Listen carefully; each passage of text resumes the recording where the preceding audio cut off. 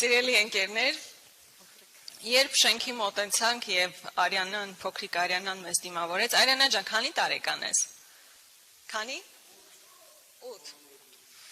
Երբ փոքրիկ Արյանան մեզ դիմավորեց 8 տարեկան եւ իր պսպղացող այսպես հայացքում իսկապես բարեմաղթանքներ հնչեցրեց, իր պատկերացումը մանկական նույնիսկ, բայց պատկերացումները հայտնեց, ես ինքս ինձ համար մտածում եմ, որ իսկապես այն պայքարը, որ մենք հիմա ենք տանում, Արյանայի իր սերնդակիցների համար է, որ մենք բոլորս իսկապես հայկական պետականություն ունենանք, արժանապատիվ պետականություն ունենանք, որ ոչ մեկս գլխիկոր չքայլենք, ոչ Հայաստանի Հանրապետությունում եւ ոչ էլ մեր հայրենակիցները, որ այսօր Հայաստանի Հանրապետությունից դուրս են ապրում, գլխիկոր չլինեն։ Այ դրա համար այսօրվա մեր կռիվը, որ մի քանի ամիս հետո ստիպված չլինենք գնանք Ալիևի պատվերով նոր սահմանադրության կողմ քվեարկենք, որ մեր եկեղեցու նկատմամբ տարվող այս արշավը դադարի վերջնականապես, որտեղ ամբողջ աշխարհով մեկ խայտառակ ենք եղել, առաջին քրիստոնեությունը ճանաչած պետությունը, ազգը արշավ է իրականացնում սեփական հավատքի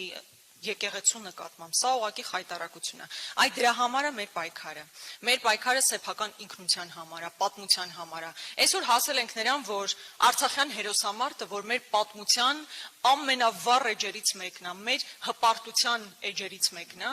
հիմա արժեզրկում են տոտալ կերպով, Արցախ ասելուց հետո ներողություն են խնդրում, իսկ Արցախյան հերոսամարտի վերաբերյալ արդեն ամենավերջին բառերն են օգտագործում, իսկ վերջին ձևակերպումն էլ այն է, որ դա եղել է սովորական արկածախնդրություն, ընդհանրեն արկածախնդրություն, ոչ թե մենք գնացել ենք մեր հայրենիքը ազատագրելու, մեր հայրենակիցներին կողքին կանգնելու, այլ սովորական արկածախնդրություն է եղել այսօրվա իշխանության պատկերացումներում։ Մենք այդ արժանապատվությունն է, որ փորձում ենք վերականգնել։ Մենք ուզում ենք ունենալ խաղաղ երկիր եւ լինելու է խաղաղ երկիր իշխանափոխությունից հետո, երկիրը լինելու է անվտանգ, երկիրը լինելու է մեր պետությունը լինելու է մրցունակ, իժորն էլ արժանապատիվ ապրելու է Հայաստանի Հանրապետությունում։ Վստահ լինելով, որ Արյանան եւ մյուսները իսկապես շարունակելու են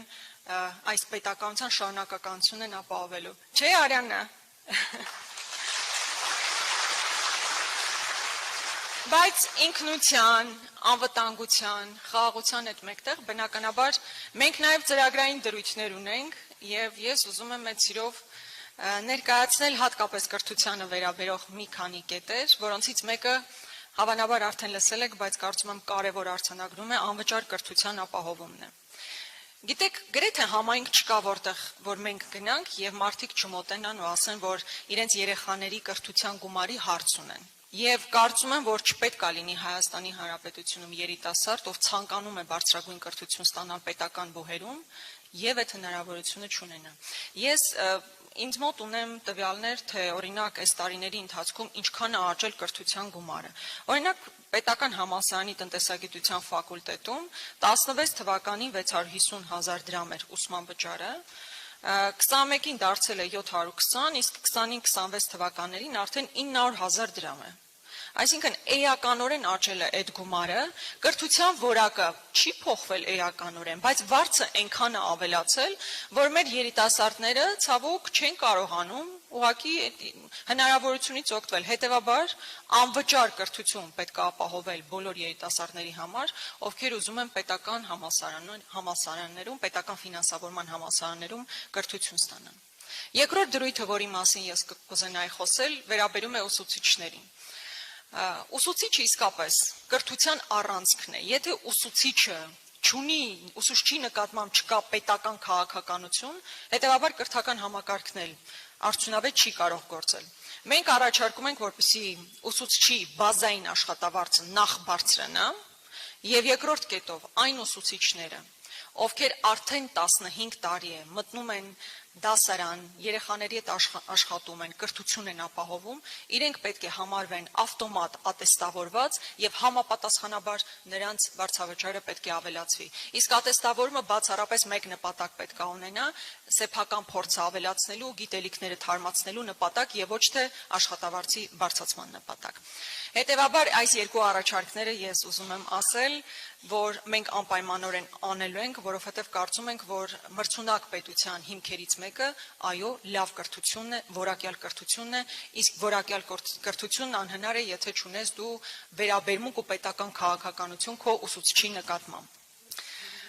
Կարծում եմ, այստեղ արդեն կանգ կառնեմ մեր ծրագրային դրույթների մասով, բայց ուզում եմ վստահաբար ասել, որ այս ճակատագրական ընտրություններում մենք միասին կարող ենք հաղթել։ Այստեղ ես տեսնում եմ բազմաթիվ մարդկանց, ում հետ այս տարիներին իսկապես մեծ ճանապարհ ենք անցել։ Տեսնում եմ մարդկանց, ում հետևից ոստիկանական բաժանմունքներ են գնացել, բոլոր ցույցերի միասին ենք եղել, այսինքն շատ ծանր ճանապարհ ենք անցել, ու այս ճանապարհի մի ճակատագրական կետին ենք հասել։